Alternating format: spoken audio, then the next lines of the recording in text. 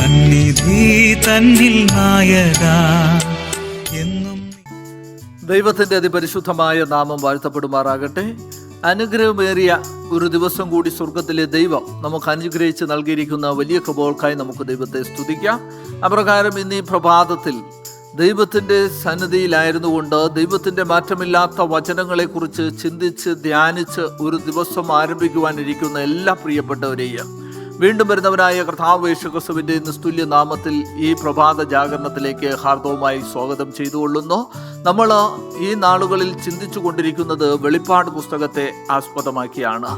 ഇന്ന് നൽകപ്പെട്ടിരിക്കുന്ന വേദവാക്യം വെളിപ്പാട് പുസ്തകം 12-ാം അധ്യായം അതിൻ്റെ 17-ാമത്തെ വാക്യം. തിരുവചനം ഇപ്രകാരം പറയുന്നു: മഹാസർപ്പം സ്ത്രീയോട് കോപിച്ചു, ദൈവകൽപ്പന പ്രമാണിക്കുന്നവരും യേശുവിൻ്റെ സാക്ഷ്യമുള്ളവരുമായി അവളുടെ സന്തതിയിൽ ശേഷിപ്പുള്ളവരോട് യുദ്ധം ചെയ്യുവാൻ പുറപ്പെട്ടു. വെളിപ്പാടുകാരനായ യോഹന്നാൻ പത്മോസ് ദ്വീപിലായിരുന്നു കൊണ്ട് സ്വർഗീയ ദർശനങ്ങൾ ദർശിക്കുന്നതായിട്ടുള്ള സമയത്ത് കാണപ്പെടുന്നതായിട്ടുള്ള ഒരു കാര്യമാണ് മഹാസർപ്പം ഇവിടെ സ്ത്രീയോട് കോപിച്ചിരിക്കുന്നു. എന്താണ് മഹാസർപ്പം എന്ന് നമ്മൾ മുന്നമേ ചിന്തിച്ചു. മഹാസർപ്പം തിരുവചനാടിസ്ഥാനത്തിൽ പിശാചിനെ അല്ലെങ്കിൽ സാത്താനെ പ്രദാനം ചെയ്യുന്നു. ഇവിടെ പിശാച് സ്ത്രീയോട്, സ്ത്രീ തിരുവചനാടിസ്ഥാനത്തിൽ പ്രതീകാത്മകമായി ദൈവത്തിൻ്റെ സഭയെ പ്രദാനം ചെയ്യുന്നു എന്ന് കാണുവാൻ സാധിക്കും. അപ്പോൾ പിശാച് ദൈവത്തിൻ്റെ സത്യസഭയോട് കോപിച്ചിരിക്കുകയാണ്. ആ സത്യസഭയുടെ 2 അടയാളങ്ങൾ ഇവിടെ നൽകപ്പെട്ടിരിക്കുന്നു: ദൈവകൽപ്പനയും യേശുവിങ്ങളുടെ വിശ്വാസവും കാത്തുകൊള്ളുന്നവർ.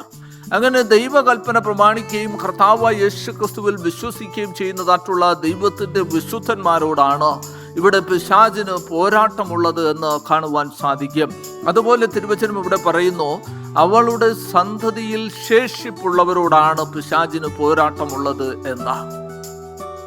നമ്മൾ മുന്നമേ മനസ്സിലാക്കി 1798 പോപ്പ് പയസ് 6-ാമനെ അന്നത്തെ ഭരണാധികാരിയായിരിക്കുന്ന ഫ്രാൻസിലെ ഭരണാധികാരിയായിരുന്ന നെപ്പോളിയൻ ബോണോപാർട്ടിൻ്റെ സേനാനായകൻ ബെർത്തിയൻ അറസ്റ്റ് ചെയ്ത് ഫ്രാൻസിലേക്ക് കൊണ്ടുപോവുകയും അവിടുത്തെ തടവറയിൽ കിടന്ന് ഈ പോപ്പ് മരിക്കുകയും ചെയ്തു. അതാണ് മൃഗത്തിന് മരണകരമായ മുറിവേറ്റു അല്ലെങ്കിൽ പാപ്പത്വ ശക്തിക്ക് ഒരു തിരിച്ചടി അല്ലെങ്കിൽ ഒരു അവസാനം സംഭവിക്കുന്നത്.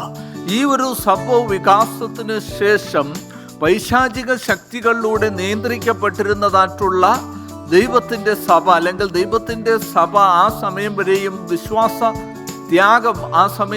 വിശ്വാസ ത്യാഗത്തിലായിരുന്നു. അതുകൊണ്ട് തന്നെ ഇവിടെ പാപ്പത്വ ശക്തിക്ക് വലിയ ഒരു പീഡനം അല്ലെങ്കിൽ ഒരു മരണകരമായ മുറിവേൽക്കുന്നു. അതിന് ശേഷമാണ് ഇവിടെ മഹാസർപ്പം സ്ത്രീയോട് കോപിക്കുന്നത്. ദൈവകൽപ്പന പ്രമാണിക്കുകയും കർത്താവ് യേശു ക്രിസ്തുവിൽ വിശ്വസിക്കുകയും ചെയ്യുന്ന വിശുദ്ധ കൂട്ടമായിരിക്കുന്ന ദൈവത്തിൻ്റെ സത്യസഭയോട് കോപിച്ച് അവളുടെ സന്തതിയിൽ ശേഷിപ്പുള്ളവരോട് യുദ്ധം ചെയ്യുവാൻ പുറപ്പെടുകയും ചെയ്തത്. നമുക്കറിയാം, തിരുവചനത്തിൽ ഉടനീളം ശേഷിപ്പ് എന്ന് പറഞ്ഞാൽ അവശേഷിക്കുന്ന ഒരു ഭാഗം. നോഹയുടെ സമയത്ത് നോഹയും കുടുംബവും ഒരു ശേഷിപ്പായിരുന്നു. ദാനിയേൽ പ്രവാചകന്റെ സമയത്ത് ദാനിയേലും സുഹൃത്തുക്കളും ഒരു ശേഷിപ്പായി നിലകൊണ്ടു. അതുപോലെ തിരുവചനത്തിൽ ഉടനീളം നമുക്ക് ഇങ്ങനെ മറ്റ് തെറ്റായ ആചാരങ്ങൾക്ക് പിന്നാലെ പോകാതെ കൃത്യതയോടെ ദൈവത്തെ അനുസരിച്ച് ദൈവത്തെ പിന്തുടർന്ന് പോന്നിരുന്ന ഒരു കൂട്ടത്തെ നമുക്ക് കാണുവാൻ സാധിക്കും. അപ്രകാരം തന്നെ ഇവിടെ ശേഷിപ്പ് സഭ എന്ന് പറയുന്നത് പാപ്പത്വ ശക്തികളിലൂടെ അല്ലെങ്കിൽ പാപ്പത്വ ശക്തി റോമൻ ഭരണാധികാരികൾക്ക് പിന്നാലെ പോയതിൻ്റെ ഫലമായിട്ട് ദൈവസഭയ്ക്കുള്ളിൽ മ്ലേച്ഛ വിഗ്രഹങ്ങൾ കടന്നു വന്നു, തെറ്റായ ആചാരങ്ങൾ കടന്നു വന്നു, കുമ്പസാര കൂടുകൾ കടന്നു വന്നു. ഇതൊക്കെയും തിരുവചനത്തിന് വിരുദ്ധമാണ് എന്ന് കാണുവാൻ സാധിക്കാം. എന്നാൽ ആ സമയത്തും ഇതിനൊക്കെയും തരണം ചെയ്തുകൊണ്ട് അതിൻ്റെ പിന്നാലെ പോകാതെ സത്യസന്ധമായി ദൈവത്തെ ആരാധിച്ചു വന്നിരുന്ന ഒരു കൂട്ടം ഉണ്ടായിരുന്നു.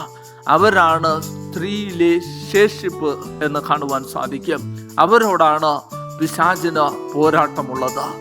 ഇന്ന് നമ്മൾ ഈ ഭാഗത്തെക്കുറിച്ച് ചിന്തിക്കുമ്പോൾ നാം നമ്മോട് തന്നെ ചോദിക്കേണ്ടതായിട്ടുള്ളൊരു കാര്യം, ആ ശേഷിപ്പ് സഭയുടെ അംഗമാണോ നമ്മൾ? അതോ പിശാച് സ്വാധീനം ചെലുത്തുന്ന ഈ ലോകത്തിലെ ലൗകിക മോഹങ്ങളുടെ പിന്നാലെ പോകുന്നതായിട്ടുള്ള മത ആചാരങ്ങൾക്ക് പിന്നാലെയാണോ നമ്മൾ പോകുന്നത് എന്ന് നമുക്കും തീരുമാനമെടുക്കാം. ദൈവകൽപ്പനയും യേശുക്കളുടെ വിശ്വാസവും കാത്തുകൊള്ളുന്ന വിശുദ്ധന്മാരുടെ സഹിഷ്ണുത കൊണ്ട് ഇവിടെ ആവശ്യമെന്ന് പറഞ്ഞ തിരുവചന പ്രകാരം നമുക്കും പിശാചിന്റെ തന്ത്രങ്ങളെ എതിർത്തു തോൽപ്പിക്കുന്ന ശേഷിപ്പുകളായിരിക്കാം. അതിനായി ദൈവം നിങ്ങളെല്ലാവരെയും അനുഗ്രഹിക്കുമാറാകട്ടെ. ആമേൻ. നമുക്ക് കണ്ണുകളടച്ചൊരു നിമിഷം പ്രാർത്ഥിക്കാം. സ്നേഹവാനും പരിശുദ്ധനുമായിരിക്കുന്ന അടിയുടെ വാഴ്ത്തപ്പെട്ട സ്വർഗീയ നല്ല പിതാവാം ദൈവമേ, അനുഗ്രഹമേറിയ പ്രഭാതത്തിനായി നന്ദിയോടെ സ്തുതിക്കുന്നു. അടിയങ്ങൾ തിരുസന്നിധിയിലായിരുന്നുകൊണ്ട് അങ്ങയുടെ വചനങ്ങളെ ധ്യാനിച്ച ശേഷിപ്പ് സഭ എന്താണ് എന്നതിനെ കുറിച്ച് മനസ്സിലാക്കി അടിയങ്ങളുടെ ജീവിതങ്ങളെ ക്രമീകരിച്ച് മുന്നോട്ട് നീങ്ങുമ്പോൾ ദൈവിക സാന്നിധ്യം അങ്ങയുടെ പരിശുദ്ധാത്മ ശക്തി അടിയങ്ങളിൽ നിറകൊണ്ട് ഈ ഒരു പ്രഭാതത്തെ അനുഗ്രഹിച്ച് നൽകണമെന്ന് അടിയക്കായി കാൽവരിയിൽ മരിച്ചുയർത്തുന്നേക്കും ജീവിക്കുന്ന യേശുവിൻ നാമത്തിൽ തന്നെ. ആമേൻ.